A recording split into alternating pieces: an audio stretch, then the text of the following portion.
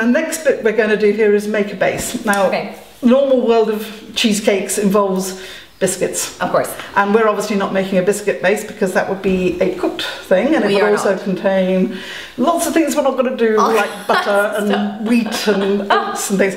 So we're making our base out of this little collection here, which is pecan nuts, some dry dates. In this instance, you actually want the little chopped dates because you want them to go into a sort of breadcrumby texture. So you that's want the dry ones. That's You buy dry them chopped sort of dates. You get them in the chopped. baking department. Yeah. And we're going to whiz that up to make a sort of like a crumb mix, and then we're going to add in a little bit of tahini and a squeeze of lemon juice, which will sort of firm it up. Yeah. And then we will put it. I'm using a Magimix.